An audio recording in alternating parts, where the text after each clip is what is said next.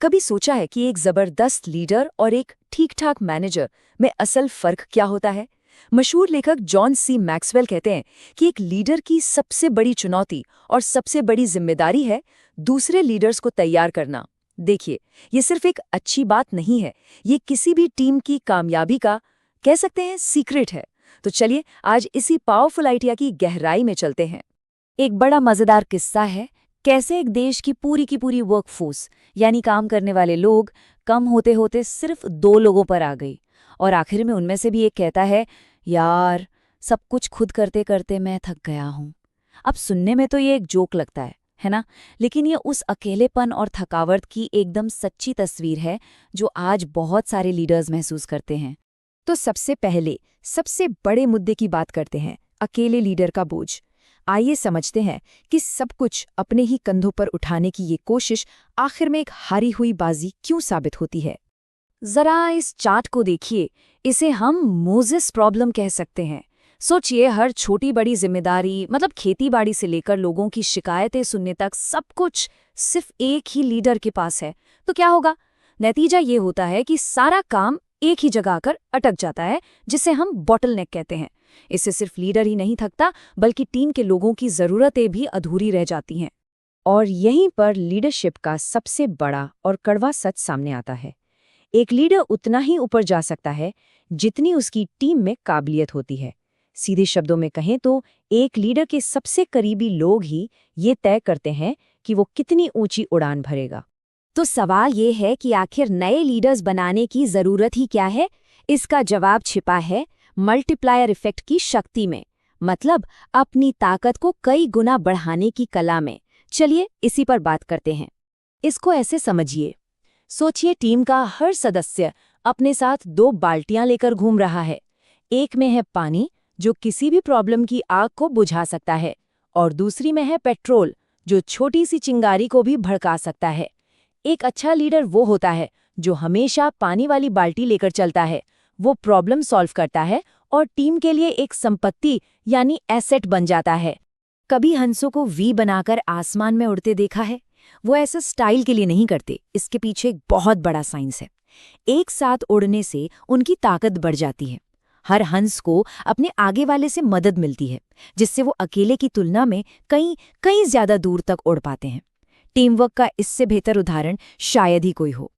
और ये जो फर्क है ना, ये कोई छोटा मोटा नहीं है। विज्ञान बताता है कि साथ मिलकर काम करने से एक टीम की रेंज या कह लीजिए क्षमता 71% तक बढ़ जाती है। जी हाँ, 71%।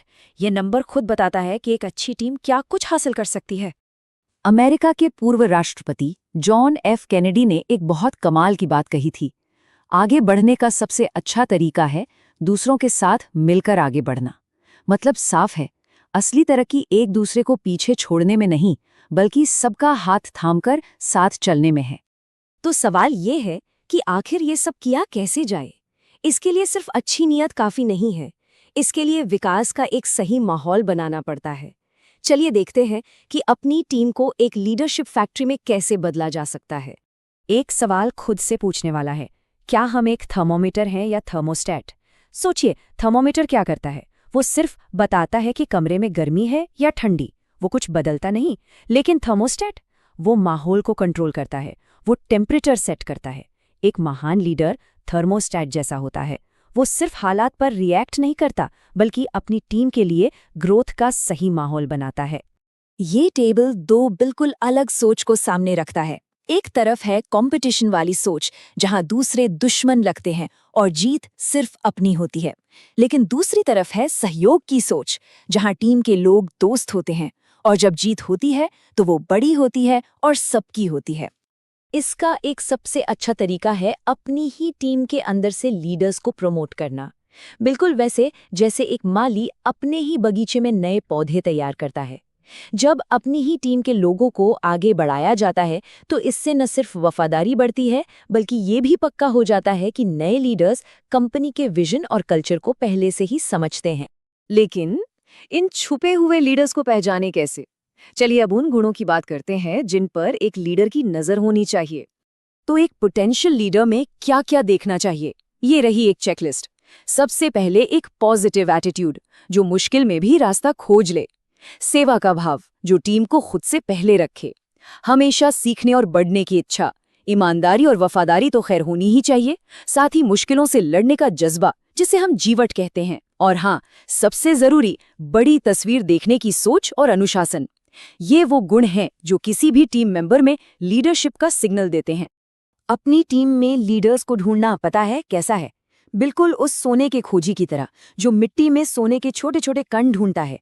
एक लीडर को भी अपनी नजरें तेज रखनी पड़ती हैं और इस विश्वास के साथ मेहनत करनी होती है कि टीम में ही कहीं सोने की एक बड़ी खान छिपी है, जो बस खोजे जाने का इंतजार कर रही है। और आखिर में, ये सब इतना जरूरी क्यों है? क्योंकि ये सिर्फ आज के मैनेजमेंट के बारे में नहीं है, ये आज से कहीं आगे की सोच है। ये आपके लीडरशिप लेगेसी, यानी आपकी विरासत के बारे में है। मैनेजमेंट के गुरु पीटर ड्रकर ने एक बहुत गहरी बात कही थी, वारिस के बिना कोई सफलता पूरी नहीं होती। जरा सोचिए, अगर किसी के जाने के बाद उसके काम को आगे बढ़ाने वाला कोई ना हो, तो क्या उसकी सफलता को वाकई सफल माना जाएगा? एक लीडर की असली पहचान इसी बात से होती है कि उसने अपने पीछे कितने लीडर्स छोड़े हैं। तो ये आखिरी सवाल है जिसके बारे में सोचना बहुत जरूरी है। आपकी लीडरशिप की विरासत को कौन आगे बढ़ाएगा?